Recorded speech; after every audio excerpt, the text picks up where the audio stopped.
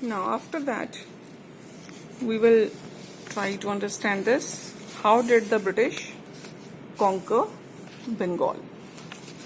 If you see this map, after the disintegration of the Mughal Empire, Bengal had all this territory, this big territory. It was a very big state and very rich state.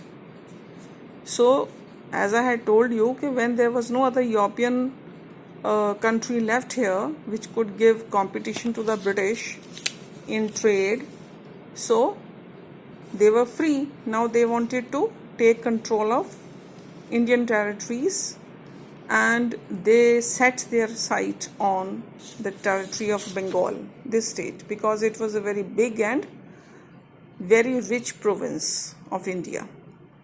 Now, how this was done? Now, first of all, as I have told you, Bengal was a rich province, and यहाँ का जो ruler था, that was Alwardi Khan. Original ruler of Bengal was Alwardi Khan. What were his good points? That he was a very able administrator and he kept the European traders under control. British लोग बड़े चालाक थे. वो किसी तरह के भी, आपको पहले बताया था कि प्रोमिसेस करके इंडियन प्रिंसेस को आपस में लड़ाने की कोशिश करते रहते थे. But Alwardi Khan, who was the original ruler of Bengal, he kept the European traders under control. But when he died, his grandson Siraj-ud-Daulah became the Nawab of Bengal. Maybe he was able, तो grandson उसके बाद बंगाल का नवाब बन गया. अब British जो थे उन्होंने कलकत्ता की फोर्टिफिकेशन स्टार्ट कर दिया. You already have read that उनकी प्रेसिडेंसी थी कलकत्ता में, मद्रास में, मुंबई में.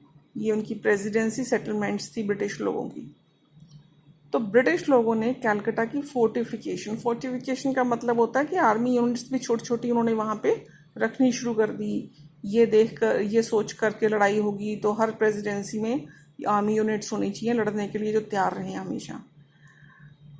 जब सिराजुद्दौला को ये पता चला तो उसकी आर्मीज को वो लेके गया और उसने कलकत्ता को कैप्चर कर लिया. राइट? तो उसने सोचा कि ऐसा ये क्यों कर रहे हैं, इनको यहाँ पे आर्मी रखने की क्या ज़रूरत है. उसने कलकत्ता को कैप्चर कर लिया.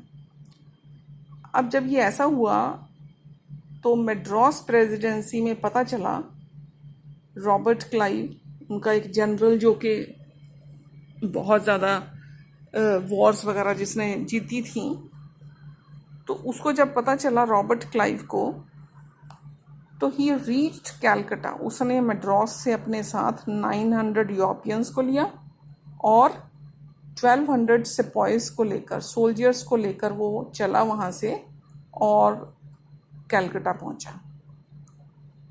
उन दिनों में कोई एरोप्लेन्स वगैरह तो होते नहीं थे. ट्रेन थी, पता नहीं थी, या घोड़ों पे आते होंगे. तो वो कलकत्ता पहुँचे मद्रास से अपनी एक आर्मी लेकर. ऐसी आर्मी जो नए तरीके से लड़ाई लड़ने वाली आर्मी थी, यूरोपियन स्टाइल में वॉरफेयर करती थी.